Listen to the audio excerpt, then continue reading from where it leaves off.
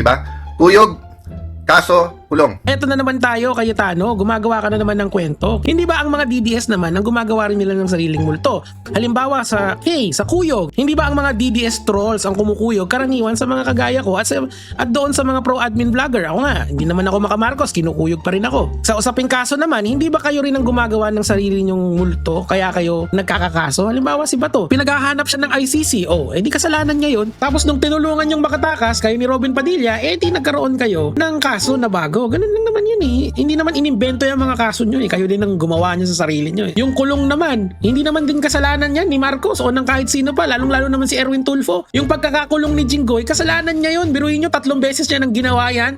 Tapos si Marcoleta, sino ba may kasalanan nun? Kasalanan ba ni Marcos yun na umamin siya sa maraming tao or ni Erwin Tulfo? Di ba hindi? Siya yung umamin di kinulong siya dahil doon sa pag-amin niya na yun against his self-interest. Tapos kung hindi si Marcos, kung hindi si Erwin Tulfo, kung hindi si Lacson, kung sino-sino na lang sinisisi nitong si Cayetano, Kikiam at Caldero ni Cayetano. Kasi abangan mo yung investigasyon sa'yo ng NBI, Cayetano, nang malagay ka sa pwesto mo.